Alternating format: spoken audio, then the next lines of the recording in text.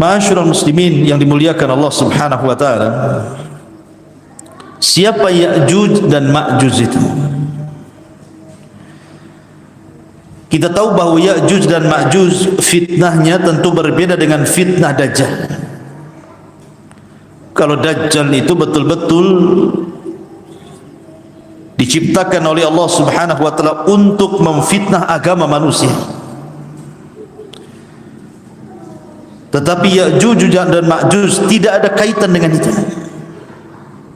Ya'juj dan Ma'juj itu murni hanya makhluk perusak.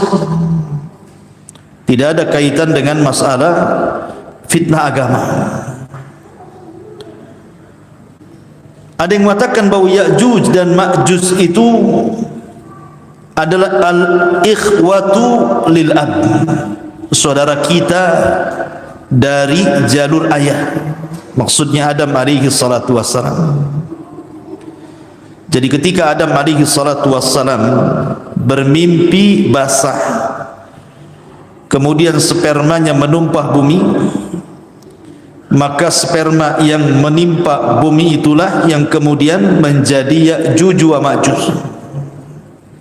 Sehingga ada yang mengatakan bahawa Ya'juj dan Ma'juj itu saudara kita seayah, karena bukan dari rahimnya Hawa, tetapi dari tanah.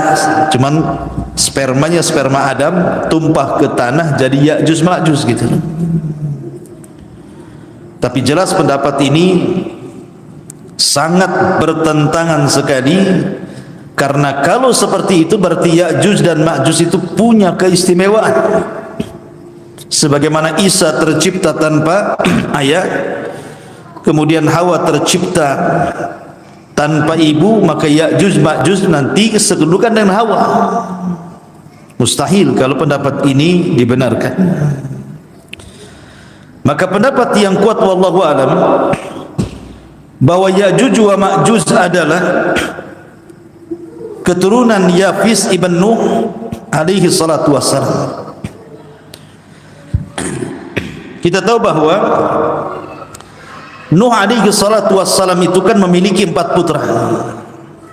Yang satu kafir, namanya Kan'an, yang kemudian mengikuti agama ibundanya, dan istrinya Nuh kafir. Tetapi yang 3 mukmin mengikuti agama Nuh. Syam yang merupakan bapa bagi bangsa Arab, terlahir dari Syam ini banyak kalangan para nabi dan rasul. Kemudian ada Ham. Dari Ham ini lahir orang-orang yang berkulit hitam. Kemudian yang ketiga ada Yafis. Dari Yafis ini lahir banyak kabilah, salah satunya adalah Ya'juj dan Ma'juj. Jadi Ya'juj dan Ma'juj itu keturunan Yafis putra Nuh alaihi salatu wassalam. Itu yang benar. Dia manusia sama dengan kita. Tetapi Allah Subhanahu wa taala berikan usia yang panjang dalam pengasingannya Ya'juj dan Ma'juj itu, karena mereka tidak bisa keluar sebab benteng yang menghalang mereka untuk keluar. Allah berikan usia yang panjang. Artinya bahwa mereka akan semakin banyak jumlah mereka dan populasinya di balik dinding yang dibuat Dzulqarnain itu. Sehingga jumlahnya saking banyaknya tidak ada yang tahu kecuali Allah Subhanahu wa taala. Makanya ketika Allah Subhanahu wa taala menjelaskan tentang banyaknya jumlah mereka, Allah katakan dalam surah Al-Anbiya ayat 96, hatta idza futihat Ya'juj wa Ma'juj wa hum min kulli hadabin yansirun. Sehingga apabila benteng Ya'juj dan Ma'juj itu sudah dihancurkan, maka mereka akan datang seperti air bah yang turun dari ketinggian. Saking banyaknya, saking banyaknya Ya'juj dan Ma'juj itu sehingga tidak bisa dihitung berapa jumlahnya. Bahkan ketika Nabi Allah Adam alaihi salatu wassalam berdialog dengan Allah Azza wa Jalla dan mengatakan, ya Adam bi'tha ahli nar, wahai Adam, utuslah dari turunanmu para penghuni neraka. Adam alaihi salatu wassalam kaget karena di antara turunannya ada yang akan menjadi penghuni neraka. Kemudian Adam bertanya kepada Allah Azza wa Jalla, apa maksudnya? Maka Adam alaihi salatu wassalam kaget ketika Allah mengatakan, keluarkan dari 1000 keturunanmu 999 masukkan mereka ke dalam neraka dan 1 masukkan ke dalam surga.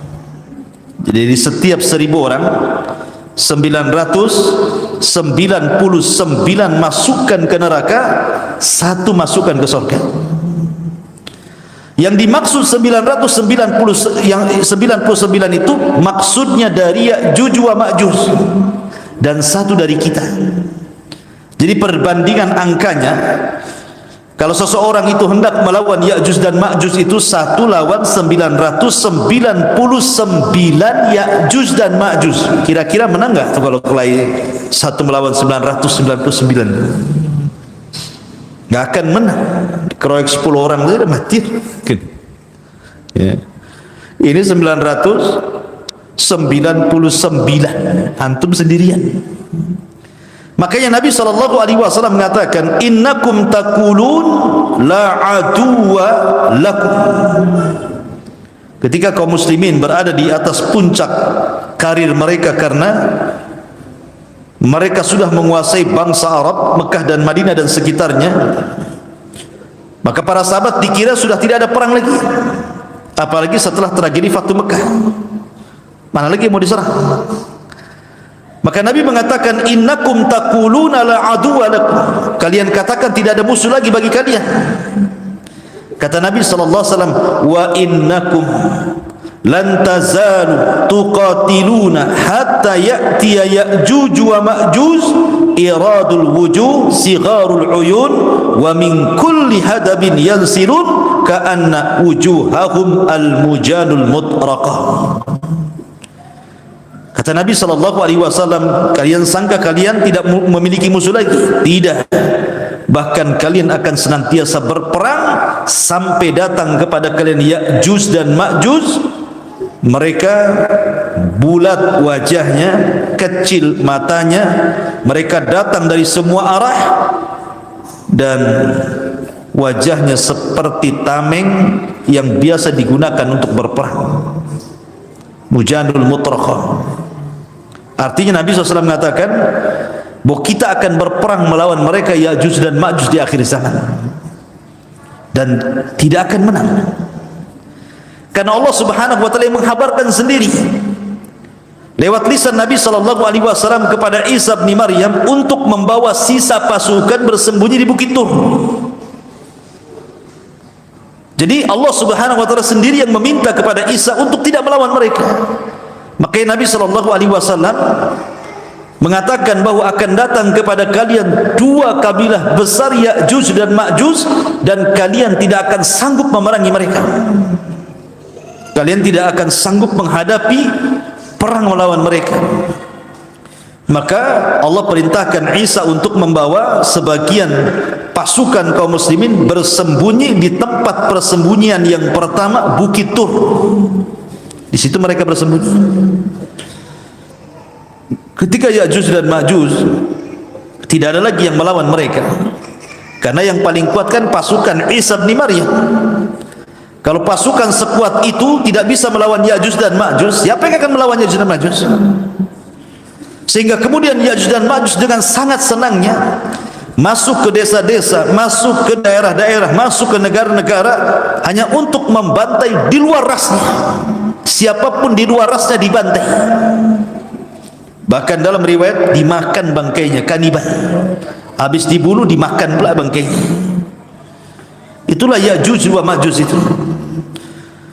Makanya tidak ada satupun bumi sama dengan Dajjal. Dajjal kan tidak ada sejengkal bumi kecuali diinjak Dajjal. Maka Ya'juj wa Ma'juj juga sama. Bumi ini dipenuhi oleh mereka, dipenuhi oleh Ya'juj dan Ma'juj itu, sehingga fitnahnya menyebar seantero dunia. Ma'asyiral muslimin yang dimuliakan Allah Azza wa Jalla. Lah ketika kaum muslimin kemudian mereka bersembunyi di Bukit Tur, Kemudian Ya'juj dan Ma'juj terus mereka memerangi, membunuh dan membantai manusia. Mulailah kemudian tampak kesombongannya. Ya'juj dan Ma'juj sombong karena sudah mengalahkan siapapun yang di luar rasnya. Akhirnya kemudian ketika mereka sudah merasa bahwa sudah memerangi semua orang yang ada di bumi, maka mereka mengatakan, qatalna man fil ardi sanaqtuluhu man fis sama.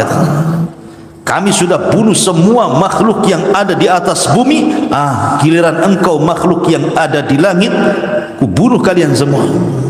Sombong dia bisa kononnya membunuh makhluk yang ada di langit, maksudnya para malaikat. Akhirnya kemudian mereka pun mulai mengarahkan tombak-tombak mereka, panah-panah mereka kemudian diarahkan ke langit. Subhanallah, Allah subhanahu wa ta'ala menyedot panah-panah itu sampai tembus ke awan-awan, sampai tidak nampak lagi panahnya itu, saking jauhnya, saking tingginya. Kemudian Allah subhanahu wa ta'ala kembalikan panah itu ke bumi, dan Allah sudah lumuri di ujung-ujungnya dengan darah, seolah-olah Ya'juj dan Ma'juj berhasil membunuh makhluk yang ada di atas langit. Padahal itu adalah makarnya Allah. Wa yamkuruna wa yamkurullah wallahu khairul makirin. Maka makin sombong lagi. Makhluk bumi sudah kami bantai, makhluk langit sudah kami bantai, kira-kira makhluk mana lagi? Akhirnya kemudian Nabi Isa bin Maryam pun kemudian berdoa kepada Allah subhanahu wa ta'ala. Kemudian setelah berdoa kepada Allah subhanahu wa ta'ala agar Allah memberikan pertolongan kepada mereka. Coba anak-anak ada yang tertibkan. Jadi akhirnya kemudian Allah subhanahu wa ta'ala mengabulkan doa Isa bin Maryam. Doanya Isa bin Maryam agar Allah subhanahu wa ta'ala menghancurkan sehancur-hancurnya Ya'juj wa Ma'juj ini. Maka Isa terus berdoa sampai akhirnya betul-betul Allah subhanahu wa ta'ala azab Ya'juj wa Ma'juj ini dengan hanya mengutus hewan yang paling kecil, namanya Nagof. Nagof itu semacam ulat. Ulat itu disebut Nagof dalam bahasa Arab. Itu yang menghancurkan Ya'juj dan Ma'juj. Dan ingat tentara Allah subhanahu wa ta'ala, kalau kita melihat sejarah-sejarah, rata-rata binatang kecil yang diutuskan. Ketika pasukan Abrahatul Asram atau dikenal dengan Ashabul Fil hendak menyerang Ka'bah, siapa tentara Allah yang Allah utus? Ababil, burung-burung laut. Kemudian juga ketika Allah subhanahu wa ta'ala mengazab kaum Sabah karena kufurnya mereka kepada Allah subhanahu wa ta'ala, maka Allah subhanahu wa ta'ala mengutus siapa? Mengutus tikus-tikus sebesar kucing. Ada enggak tikus sebesar kucing? Mungkin tikus got tuh, kan besar-besar tuh di Jakarta. Tikus istana pula. Bukan, tikus-tikus got itu kan besar-besar. Nampak kucing saja, kucing yang lari kalah besar. Ya. Jadi ada tikus-tikus sebesar kucing itu yang diutus oleh Allah Azza wa Jalla untuk menggerogoti Sad Ma'rib, bendungan yang ada di Ma'rib. Oh, kalau sekarang bendungannya udah canggih lah, pakai tembok. Tikusnya pun giginya rompang lah. Kalau zaman dulu kan pakai kayu. Jadi digerogoti habis. Jadi memang betul-betul diutus oleh Allah Azza wa Jalla tikus-tikus besar sehingga menggerogoti bendungan. Ketika kemudian tikus-tikus berhasil menggerogoti kayu-kayunya, jebollah bendungan itu, kemudian menghancurkan negeri Sam. Kalau Allah mau mengutus tuh nggak usah ngutus buaya, apalagi buaya darat. Jadi bukan kecil, burung laut, kemudian tikus. Di sini ulat pula. Ya. Yang diutus oleh Allah Subhanahu wa taala ulat-ulat kecil. Setiap satu Ya'juj dan Ma'juj satu ulat. Allah Subhanahu wa taala sebar ulat di mana-mana di malam hari ketika Ya'juj wa Ma'juj sedang terlelap tidur. Tiba-tiba kemudian ulat itu bergerak, kemudian berjalan ke tengkuknya, kemudian menggigit tengkuknya dan berhasil masuk ke dalam tengkuknya dan menggerogoti otaknya. Subhanallah. Ini ulat apa ini? Tentu ulat di sini adalah tentara-tentara Allah Azza wa Jalla. Ketika pimpinannya Ya'juj dan Ma'juj mati karena kemasukan ulat di tengkuknya dan merusak otaknya, satu mati, semua mati. Subhanallah. Jadi kematiannya ada Ya'juj dan Ma'juj itu. Bukan sekarang ini yang satu mati, besok mati lagi, lusanya mati, minggu depan mati, enggak. Ini serentak matinya. Jadi kalau antum ini di Batam ini ada satu gardu listrik, satu kota Batam itu satu gardu gitu ya. Tiba-tiba kita matikan gardunya, maka satu kota Batam digelap. Jadi satu mati semua. Gitu kan aneh gitu ya. Nah, begitulah kuasa Allah Subhanahu wa taala. Ya'juj dan Ma'juj mati serentak. Sehingga tidak ada satu jengkal di bumi kata para ulama kecuali ada bangkainya. Saking banyaknya. Tidak ada satupun jengkal di bumi kecuali ada bangkai Ya'juj dan juga Ma'juj. Lah ketika kemudian Isa bin Maryam melihat berserakan jenazah-jenazah Ya'juj dan Ma'juj dan bangkai-bangkai Ya'juj Ma'juj itu, tentu semakin hari membusukkan begitu. Tetapi nikmat bagi para binatang buas. Jadi binatang-binatang semacam harimau, pemakan daging lah, elang dan yang lain, itu mereka merasa nikmat. Kenapa? Makanan banyak. Ya. Jadi jasad-jasad Ya'juj dan Ma'juj itu karena tidak ada yang dikubur, sehingga menguntungkan binatang-binatang buas, sampai mereka dimakmurkan dengan memakan jasad-jasad Ya'juj dan Ma'juj. Maka Nabi Isa pun berdoa kepada untuk dibersihkan jasad-jasad itu. Setelah berdoa, tiba-tiba Allah Subhanahu wa taala kirimkan burung-burung besar sebesar unta, kemudian setiap satu burung membawa satu jasad, kemudian dilempar entah berantah, ada yang mengatakan di lautan, wallahu alam, sampai akhirnya bumi tidak ada satupun jiwa dan bangkai Ya'juj dan Ma'juj, bersih-bersih. Tetapi tentu sisa-sisanya masih ada, mungkin darahnya, mungkin nanahnya gitu, karena sudah membusuk gitu ya. Maka Allah Subhanahu wa taala kirimkan hujan yang sangat deras. Kemudian hujan itulah membawa berkah, membersihkan sisa-sisa Ya'juj wa Ma'juj. Dibersihkan dengan hujan itu. Maka setelah terjadi hujan itu, Allah betul-betul suburkan tanahnya. Allah betul-betul murnikan tanahnya, kembali lagi buah-buahannya tumbuh besar-besar. Ternaknya gemuk-gemuk, makanan di mana-mana. Setelah peristiwa Ya'juj dan Ma'juj, karena Isa bin Maryam masih hidup beberapa tahun kemudian, dan Nabi SAW bersabda, tuba liman asya ba'dal masih, beruntung orang-orang yang hidup di masa al-masih Isa bin Maryam. Sampai-sampai suburnya tanaman itu, kalau seandainya seorang itu memakan buah delima, maka 10 orang masuk ke cangkangnya. Antum pernah buah delima? Buah delima itu satu kepal gini saja. Tapi nanti di masa Isa bin Maryam, setelah kehancuran Ya'juj dan Ma'juj itu, delimanya besar. Jadi cangkangnya saja 10 orang bisa masuk ke dalamnya. Berarti kan besar isinya, itu satu kampung itu baru habis.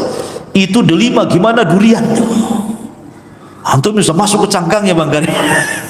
Makan di cangkangnya itu, kenyang-kenyang durian itu. Bisa tidur sama durian tuh kalau segede gitu ya. Cangkangnya 10 orang bisa masuk.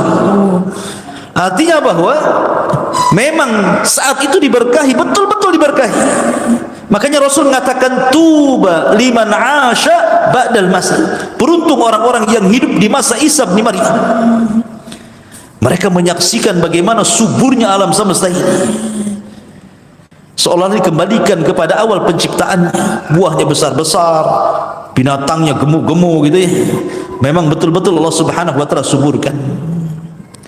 Lah ketika Ya'juj dan Ma'juj ini selesai fitnahnya dan jasadnya sudah dibuang entah berantah oleh burung-burung unta dan bumi sudah dibersihkan, maka Isa bin Maryam betul-betul menegakkan keadilan.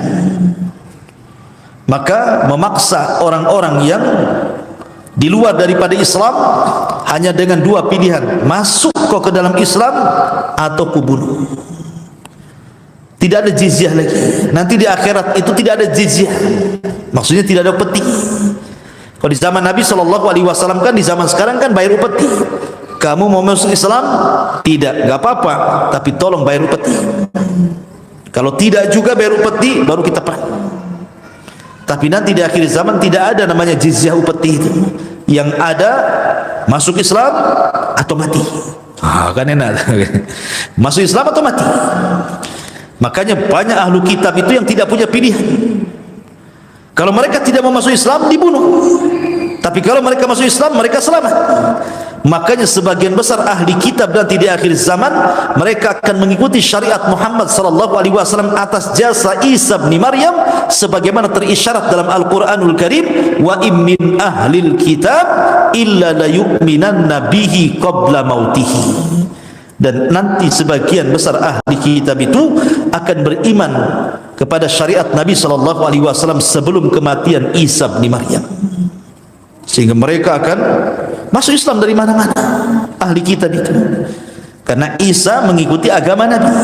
Secara otomatis orang-orang Nasrani atau Yahudi mau tidak mau mereka harus mengikuti ajaran Nabi, karena Isa aja surat di belakang Imam Mahdi untuk menunjukkan bahwa setiap kaum itu ada amirnya.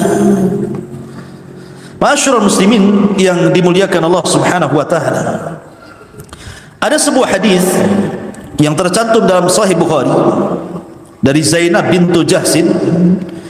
Nabi sallallahu alaihi wasallam bersabda, "Wailun lil arabi min syarri qad iqtarab." Kata Rasul, celaka bagi bangsa Arab, keburukan telah mendekati mereka. Ini di zaman Nabi. Rasul mengatakan celaka bagi bangsa Arab, keburukan yang besar sedang menerpanya. Kemudian Nabi mengatakan, fataha min radmi ya'juj wa ma'juj mithla hadhi wa halaqa bi isba'aihi al-ibham wallati taliha. Qalat Zainab, faqaltu ya Rasulullah. Kemudian faqultu ya Rasul, anuhlika wa fina salihun? Qala na'am idza kathura al-khabath. Jadi kata Zainab bintu Jahsin, dia mengatakan suatu ketika Nabi SAW pernah masuk sehingga mengejutkan para sahabat. Kemudian mengatakan la ilaha illallah, celaka bagi bangsa Arab, keburukan telah dekat menimpa mereka. Kemudian kata Nabi SAW, sungguh telah terbuka sedikit dari benteng Ya'juj wa Ma'juj. Kemudian Nabi melingkari jempolnya, kemudian menggabungkan dengan telunjuk dan membuat lingkaran seperti ini. Kata Nabi SAW, bentengnya Ya'juj dan Ma'juj di zaman Rasul sudah berhasil dilubangi seperti ini, sebesar ini. Jadi mereka bisa ngeker tuh dari luar, dari dalam keluar itu. Itu di masa Nabi tuh. Bagaimana di masa sekarang kan gitu ya? Di masa Nabi saja sudah 1 dirham tuh, sudah berlubang sebegini. Ya. Otomatis maka semakin mendekati kiamat lubang itu semakin besar. Biar mereka keluar dan membenarkan sabda Nabi SAW. Maka kata Zainab, la ilaha illallah, celaka bagi bangsa Arab, sungguh keburukan telah dekat. Di mana tembok Ya'juj dan Ma'juj telah menjadi lubang sebesar begini, kata Nabi SAW. Kemudian kata Zainab, ya Rasulullah, apakah kita akan dihancurkan sementara banyak di antara kita orang-orang soleh? Maka Rasul mengatakan, ya, kalau keburukannya lebih banyak dibandingkan orang solehnya. Kalau orang solehnya diam, tidak kemudian al-amru bil ma'ruf wa nahyu 'anil munkar, maka justru itu pula yang mengundang azab Allah Subhanahu wa taala. Karena azab itu kalau ditimpakan bukan hanya terkena orang zalim saja, tetapi orang baik pun terkena imbasnya. Ma'asyiral muslimin yang dimuliakan Allah Subhanahu wa taala, itulah cuplikan dari kisah Ya'juj dan juga Ma'juj. Dan ini sering saya ulang-ulang biar paham. Nah, setelah kemudian Isa bin Maryam Kan Isa bin Maryam ini ada yang mengatakan berkuasa 40 tahun, tapi ada yang mengatakan 7 sampai 8 tahun. Kemudian meninggal, dan sebelumnya Imam Mahdi meninggal.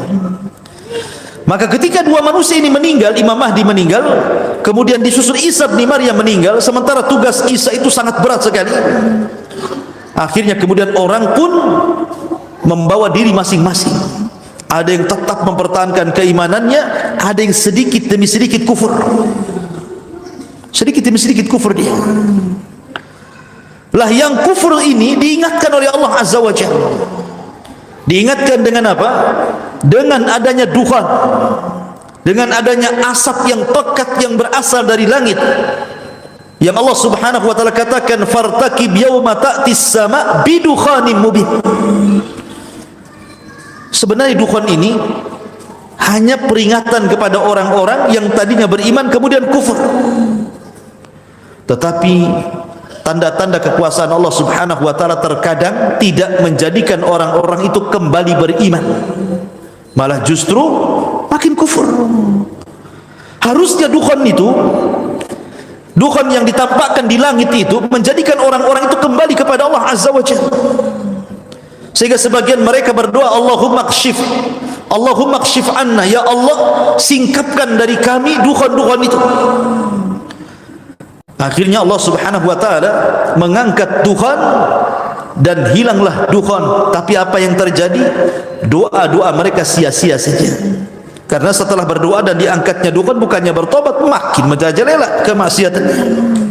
Anzartahum am lam tunzirhum la yu'min. Ketika dukhan sudah tidak ada, mereka pun rupanya tidak membuat sadar dengan itu.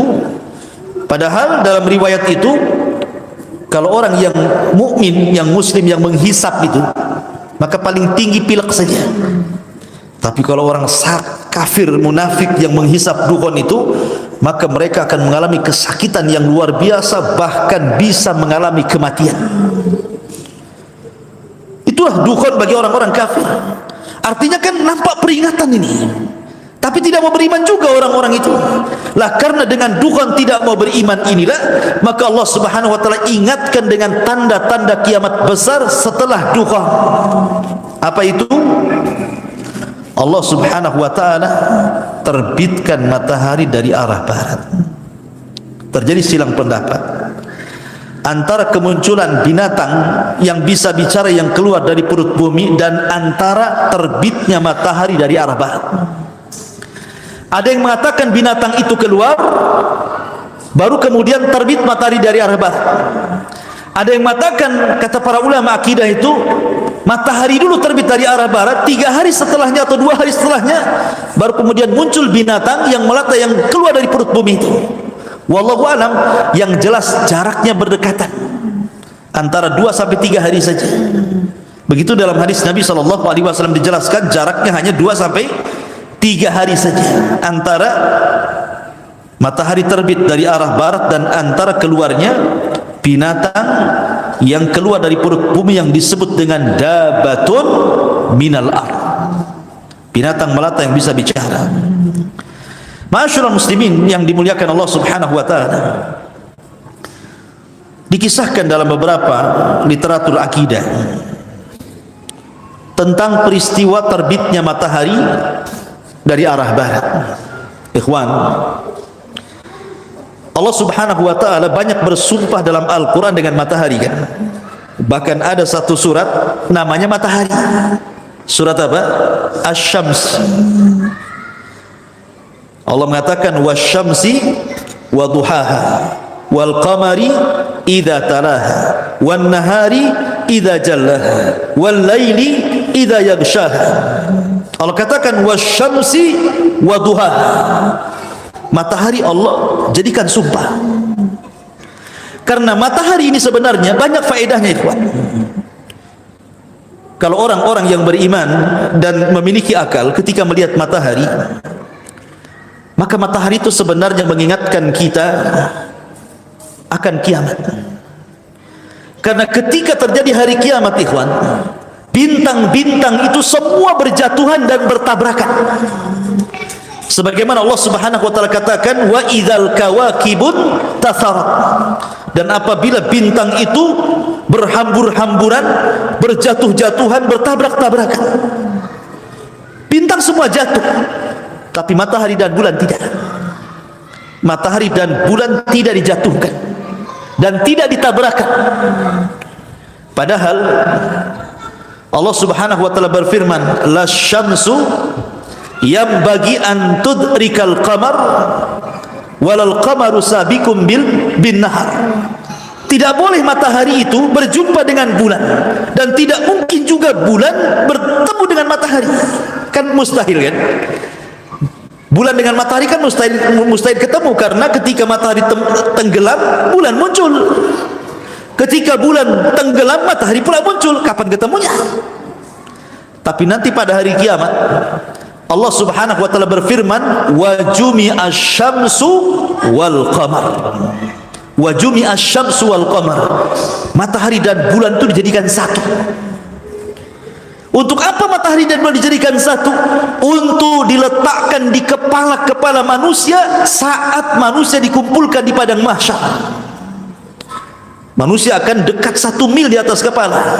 Sampai perawi hadis ketika menceritakan tentang matahari di atas kepala itu, ketika memaknai makna 1 mil, apakah mil itu jarak yang ma'ruf sekian kilo 1 mil?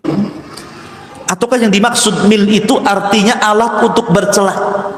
Kan ada gagang celak itu disebut mil dalam bahasa Arab. Kalau seandainya mil itu adalah gagang celak, berarti nggak sampai 1 jengkal matahari di atas kepala itu, karena kan gagang celak kecil segini saja. Emang seberapa gagang celak? Ya. Tapi kalau yang dimaksud mil itu adalah jarak dari sekian kilo 1 mil, mungkin agak jauh dari kepala, tapi itu pun terlampau dekat dengan kepala kita. Di dunia saja, ikhwan, Allah itu sudah meletakkan matahari sesuai porosnya. Sebab bergeser saja matahari dari tempatnya, dekat dengan bumi, terbakar bumi. Ataupun seandainya matahari ini menjauh dari porosnya, beku bumi ini. Tapi Allah letakkan pas di tengah-tengah dengan memberikan hawa yang tidak membuat terbakar dan tidak membuat beku. Itulah luar biasa. Allah Subhanahu wa taala meletakkan matahari itu di porosnya. Tapi nanti pada hari kiamat, matahari ini akan datang kepada Allah Subhanahu wa taala untuk meminta izin diterbitkan dari arah barat. Hadis Abu Hurairah radhiyallahu anhu, ketika Nabi SAW bersabda, atadruna aina syamsu, kalian tahu kemana matahari pergi? Kata Rasul. Kata sahabat, Allah wa Rasulullah alam. Rasul, Allah dan Rasulnya yang tahu. Kata Nabi, sesungguhnya matahari itu ketika terbenam, maka dia akan naik menuju Allah Subhanahu wa ta'ala, kemudian sujud di bawah arasy. Hampir-hampir Allah tidak mengizinkan dia untuk terbit dari arah timur dan disuruh terbit dari arah barat. Dari sini menunjukkan bahwa matahari itu tidak mengelilingi bumi. Maksudnya begitu. Matahari tidak mengelilingi bumi. Matahari itu menghadap Allah setiap hari, sujud di hadapan Allah di bawah arasy. Hampir-hampir Allah tidak mengizinkan untuk terbit dari arah timur dan disuruh terbit dari arah barat, sampai pada waktunya ketika Allah Subhanahu wa taala izinkan matahari terbit dari arah barat, maka di situ tidak ada manfaat lagi keimanan seseorang. Jadi sesungguhnya kalau orang melihat matahari, ikhwan, banyak faedah yang kita bisa petik. Salah satunya tadi mengingatkan akan kiamat. Kemudian juga matahari juga mengingatkan kepada kita tentang lemahnya kita di hadapan Allah Subhanahu wa taala. Jangankan di hadapan Allah, di hadapan makhluknya saja kita lemah.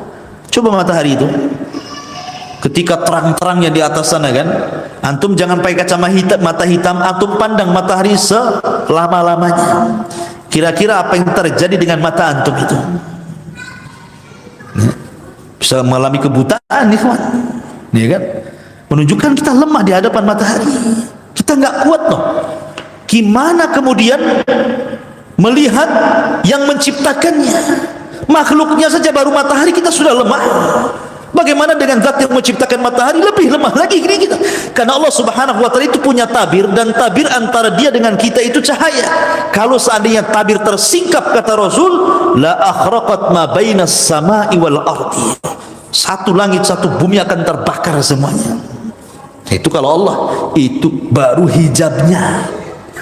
Baru hijabnya itu, baru penutupnya. Sudah membakar antara langit dan bumi. Dari sini ma'asyiral muslimin yang dimuliakan Allah Azza wa Jalla, bahwa salah satu faedah matahari itu adalah menunjukkan kelemahan kita di hadapan Allah Subhanahu wa taala. Kemudian juga matahari ini kalau kita perhatikan satu di antara tanda-tanda kiamat. Karena di akhir zaman kata Nabi SAW itu akan terjadi banyak gerhana dan banyak gempa. Gerhana dan gempa.